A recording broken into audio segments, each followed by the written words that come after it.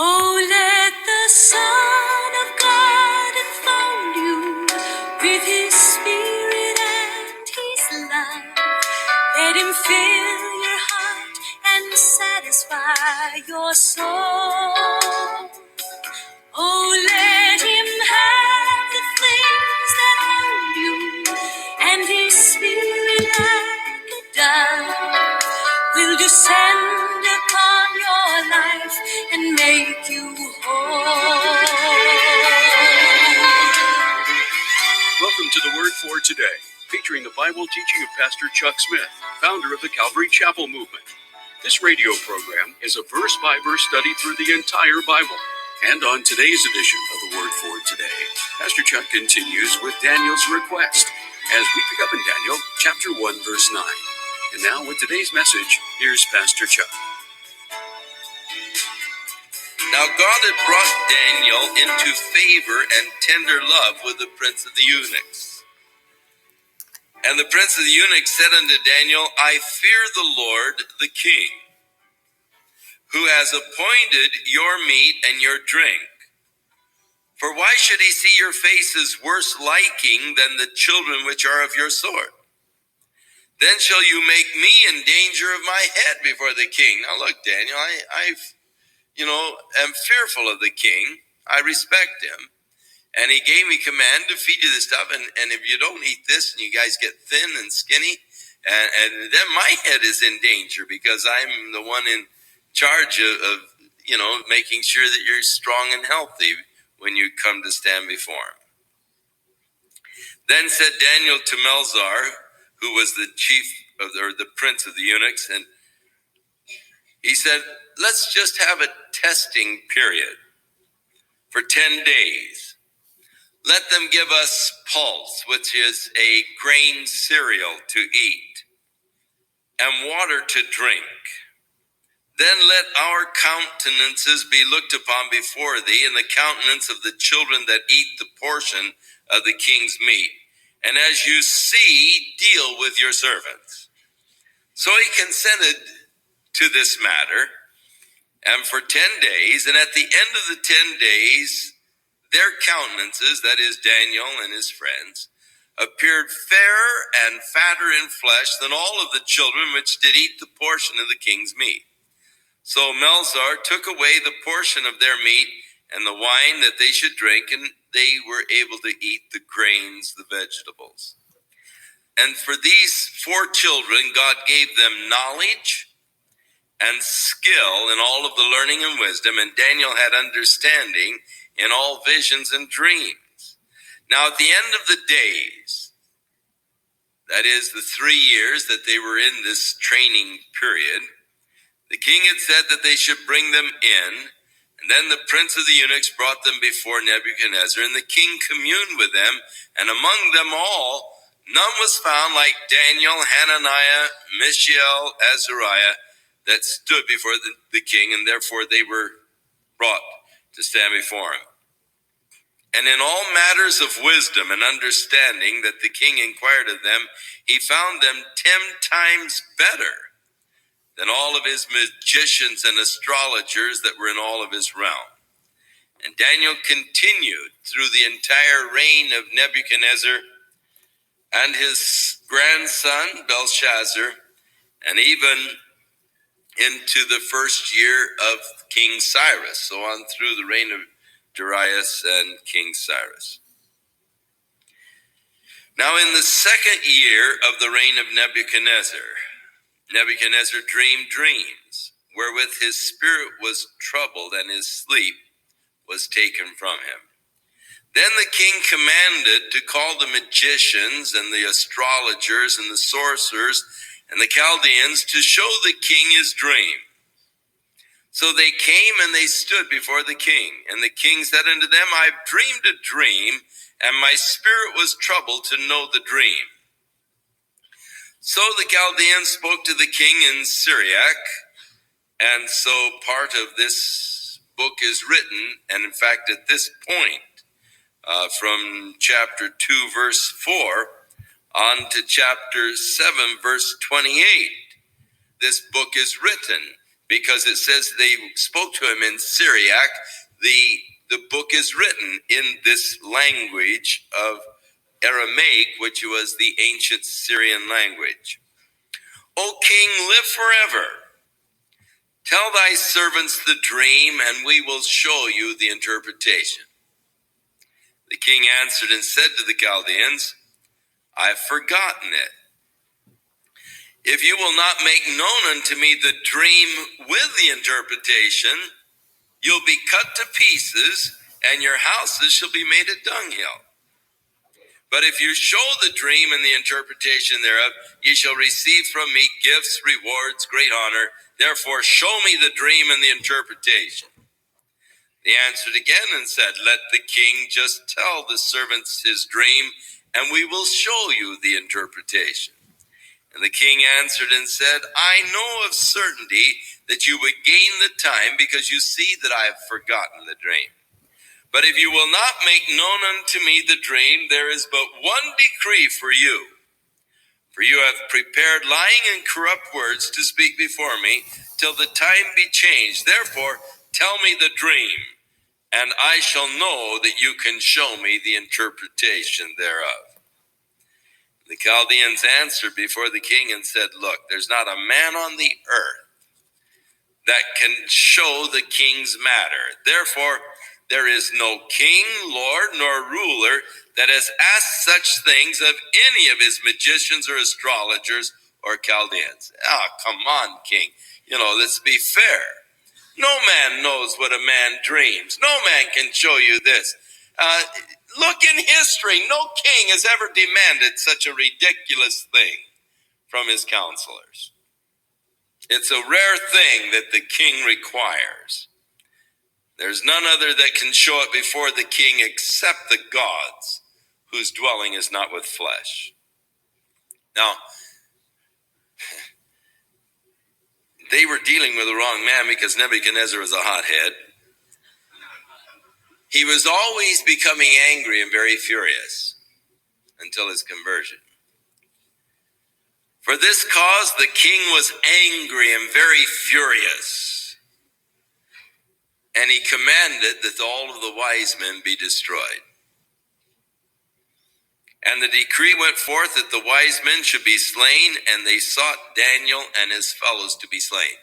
Now, we notice the tremendous power of Nebuchadnezzar. Autocratic control. He was the final word. His word was law. He could order these men all eliminated, cut them to pieces. His word was law.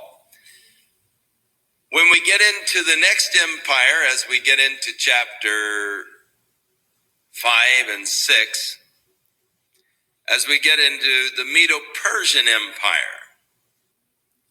we notice that when the king made a decree and signed it, that he was subject then to the law of the Medes and the Persians, which once a decree had been signed, it could not be changed. He did not have the same type of autocratic control and power as did Nebuchadnezzar. Probably no man has been vested with so much power in the history of mankind as was Nebuchadnezzar. So for the lives of people. That is why in the interpretation of his dream, he said, your kingdom will be replaced by an inferior kingdom. Not inferior as far as strength. The Medo-Persian Empire was very powerful and very wealthy, but as far as the control by the king, much less. He was subject to the laws of the land, whereas Nebuchadnezzar was the law himself. His word became law. So he was very furious. He ordered the execution of his wise men, and Daniel answered with the counsel and wisdom to Arioch, who was the captain of the king's guard, who was commissioned to go out and to slay all of the wise men. And he said to Arioch, "Why is the decree so hasty from the king?" Then Arioch made the thing known to Daniel. And Daniel went in, and he desired of the king that he would give him a little time. Then he promised to show the king the interpretation. Then Daniel went to his house and made the thing known to Hananiah, Mishael, and Azariah, his companions, that they would desire mercies of God, of the God of heaven, concerning this secret, that Daniel and his fellows should not perish with the rest of the wise men of Babylon. So Daniel went into the king and he said, "Look, give me a little time. I'll come and I'll tell you the dream and the interpretation." Then he went to his buddies and said, "Hey, it's time for a prayer meeting, fellas. We got to get some information. Our necks are on the line." Then was the secret revealed unto Daniel in a night vision. Then Daniel blessed the God of heaven. Now, it is, I think, important to the story and for us to know that Daniel, at this point, was probably around 19 or 20 years of age. He was probably around 16 years old when he was carried as a captive to Babylon. Just a very young man. Just a very young man when he purposed in his heart he wasn't going to defile himself with the king's meat. It shows that somewhere along the line, Daniel had excellent training in the ways of God and in the things of God. That even by the age of 16, these things were so deeply embedded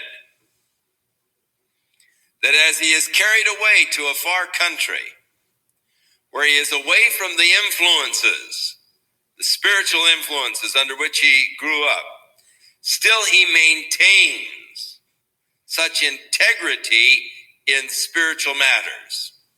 Absolutely glorious to behold. And to realize that even as a very young man, he had such high principles, high ideals.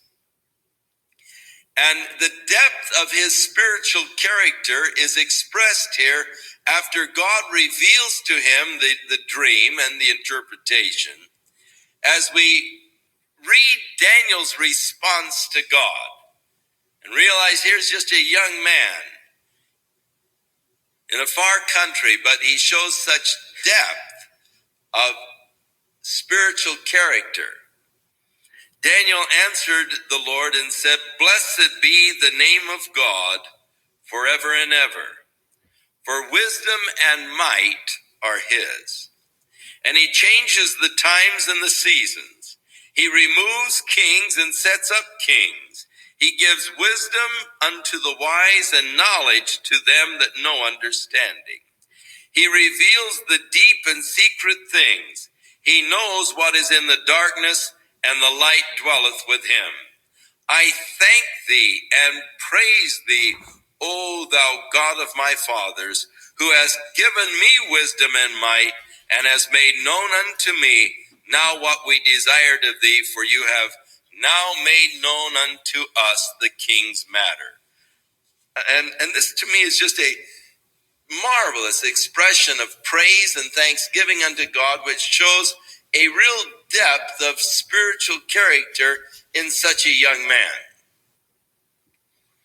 I think that a lot of times we perhaps think, well, he's too young to really have much spiritual maturity or to be able to share much in spiritual things. But I look at Daniel, I look at Jeremiah, these young men who started their ministry so early, and the depth of spiritual understanding that they had, even while young. Therefore Daniel went in unto Arioch, whom the king had ordained to destroy the wise men of Babylon. He went and said thus unto him, "Destroy not the wise men of Babylon. Bring me in before the king, and I will show unto the king the interpretation." Then Arioch brought in Daniel before the king in haste, and said unto him, "I have found a man of the captives of Judah that will make known unto the king the interpretation." The king answered and said to Daniel, whose name was Belteshazzar, Art thou able to make known unto me the dream which I have seen and the interpretation thereof? And Daniel answered in the presence of the king and said, The secret which the king has demanded cannot the wise men, the astrologers, the magicians, the soothsayers show unto the king. But there is a God in heaven that revealeth secrets and makes known unto the king Nebuchadnezzar what shall be in the latter days. Thy dream and thy visions of thy head upon thy bed are these. Now, first of all, make note that Daniel does not take personal credit for the interpreting of the dream. King says, I understand you can make known to me the dream and the interpretation. Daniel says, look, the wise men, the astrologers, none of them can do it, but there's a God in heaven who reveals things.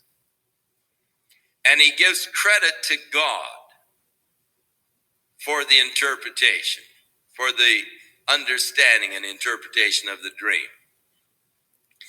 I think that this is something that if anyone is at all interested in becoming involved in the work of the Lord, it is important to note this particular aspect of Daniel. That he was not about to take credit for what God had done. He immediately points to God as the source, and he gives credit to God. He does not let the king give him credit or give him honor, but he points the king to God. There's a God in heaven who reveals things, and he has made known. Secondly, the dream is for the latter days. So it is a dream that has prophetic significance. The things that are going to come to pass here on the earth. But as for me, now notice he's not taking credit. As for me, this secret is not revealed to me for any wisdom that I have more than anyone else, but for their sakes that shall make known the interpretation to the king, that you may know the thoughts of your heart. God didn't do this for me because I'm something special, because I have anything over anybody else. He's not trying to exalt himself in this at all. He does seek to exalt God, but not seeking to promote or exalt himself. And so important for anyone involved in any kind of ministry, not to try to exalt yourself, but to just seek to bring glory to God. Now, he tells the king what he dreamed. But notice, he said, Thou, O king, saw and behold a great image. And this image, whose brightness was excellent, stood before thee, and the form thereof was awesome. So you saw this great image, awesome, bright. The image head was of fine gold, his breast and his arms of silver, his belly and his thighs of brass, his legs of iron, his feet part iron and part of clay. And you were watching till a stone was cut without hands, which smote the image upon his feet that were of iron and clay, and broke them in pieces. Then was the iron, the clay, the brass, the silver, the gold broken to pieces together, and became like the chaff of the summer threshing floors. And the wind carried them away, that no place was found for them. And the stone that smote the image became a great mountain and filled the whole earth. So this was the dream that Nebuchadnezzar had that troubled him. This is the dream, Daniel said, and we will tell the interpretation thereof before the king. Thou, O king, art a king of kings, for the God of heaven has given you a kingdom, power, strength, and glory. And wheresoever the children of men dwell, the beasts of the field, the fowls of the heaven, hath he given into thine hand, and hath made thee ruler over them all, for thou art this head of gold. Now, We skipped a verse, and it is an important verse. I want to go back to it, verse 29. He said, as for thee, O king, thy thoughts came into thy mind upon thy bed, what should come to pass hereafter?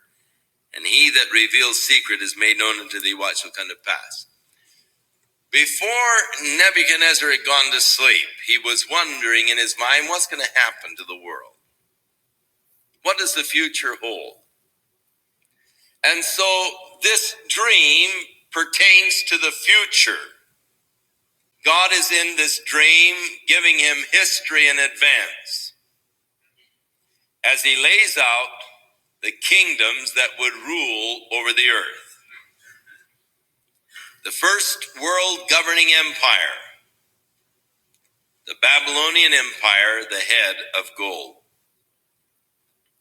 But after thee, there shall arise another kingdom that is inferior to thee, and another third kingdom of brass, which will bear rule over all the earth. Notice these are world-dominating empires bearing rule over all the earth. And the fourth kingdom shall be strong as iron. For as much as iron breaks in pieces and subdues all things, and as iron that breaks all things, shall it break in pieces and bruise. And whereas you saw the feet and the toes, part of potter's clay and part of iron, the kingdom shall be divided.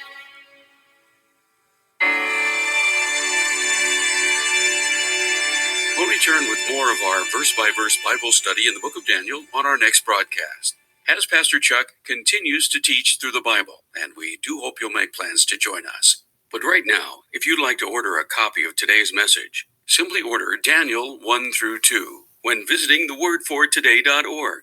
And while you're there, be sure to browse the many additional biblical resources by Pastor Chuck. You can also subscribe to the Word for Today podcast or sign up for our email subscription. Once again, that's thewordfortoday.org. For those of you wishing to call, our toll-free number is 1-800-272-WORD, and our office hours are Monday through Friday, 8 a.m. to 5 p.m. Pacific Time. Again, that's 1-800-272-9673.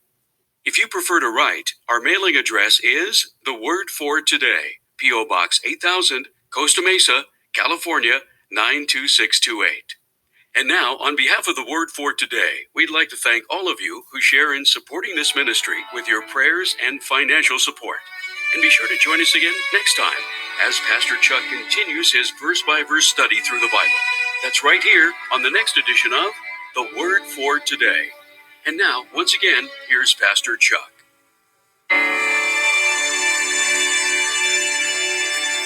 May the Lord be with you and bless you and keep you in his loving grace.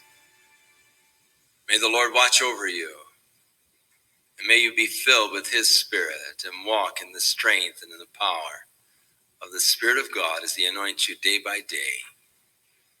May you be enabled by him, and may you enter into that fullness that he has for you, walking with the Lord, loving the Lord, listening to the Lord. May your mind and heart be clear, sensitive to God, to the things of the Spirit. In Jesus' name. This program has been sponsored by Calvary Chapel of Costa Mesa, California.